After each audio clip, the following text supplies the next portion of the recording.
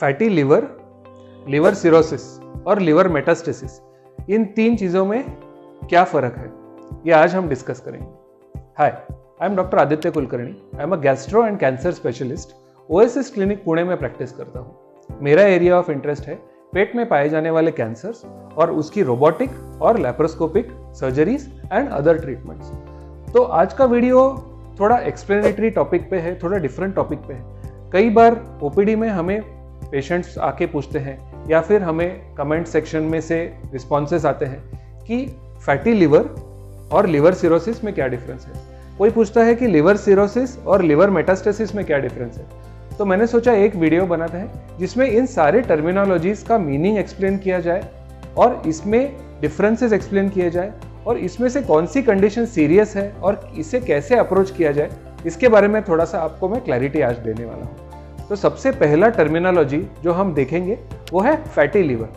तो दोस्तों, fatty liver ये एक बहुत ही कॉमन कंडीशन है और in simple terms fatty liver का ये मतलब होता है जब लिवर में नॉर्मली पाए जाने वाला फैट ज्यादा मात्रा में पाया जाता है, यानी कि whenever there is fat which is accumulated in the liver cell, इसे हम फैटी लिवर के नाम से जानते हैं। तो फैटी लिवर कई सारे चीजों की वजह से हो सकता है और ये वेरियस ग्रेड्स में भी पाया जाता है, from less severe grading to more severe grading. तो ग्रेड 1 का फैटी लिवर जो होता है वो ग्रेड 3 फैटी लिवर से कम सीवियर होता है।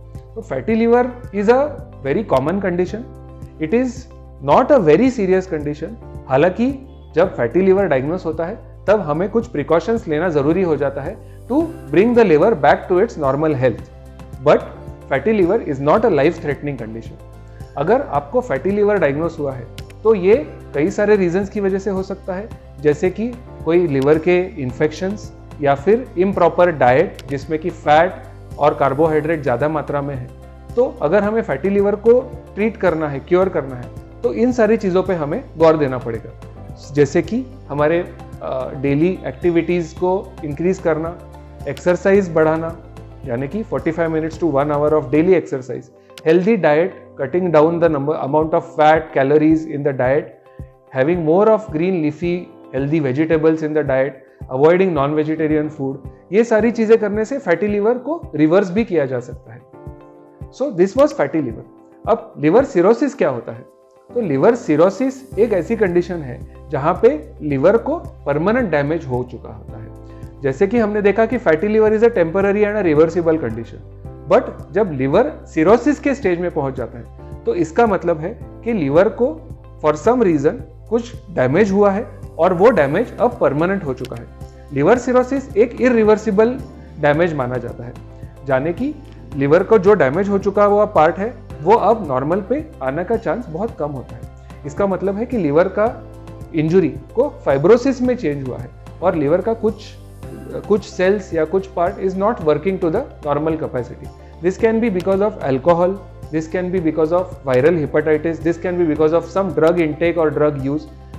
कभी कभी अगर फैटी लिवर ग्रेड 3 से भी आगे चला जाए तो ये लिवर डैमेज करके फाइनली लिवर सिरोसिस कॉज कर सकता है। तो liver cirrhosis is a serious condition.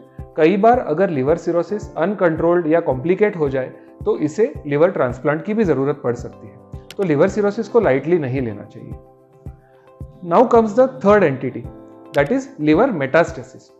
अब लिवर मेटास्टेसिस अगर सिंपली कहा जाए तो इसे हम सेकेंडरी लिवर ट्यूमर्स के नाम से जानते हैं। दोस्तों, लिवर में जब भी कोई ट्यूमर होता है तो वो दो टाइप्स का हो सकता है। First is a primary liver tumour. इसका मतलब है कि लिवर के अंदर जो नॉर्मली पाए जाने वाले सेल्स है, इसी में से आने वाला ट्यूमर या कैंसर, इसे प्राइमरी लिवर ट्यूमर कहा जाता है। बट इससे कई ज्यादा कॉमनली पाए जाने वाला ट्यूमर है एक सेकेंडरी लिवर ट्यूमर, जो लिवर के सेल्स से नहीं आ रहा है बल्कि बॉडी के किसी दूसरे ऑर्गन, जैसे कि पैनक्रियास, जैसे कि ब्रेस्ट, जैसे कि कोलोरेक्टल कैंसर्स, ये कैंसर बन के अब वो स्टेज 4 में पहुंच के लिवर में पहुंच गया है।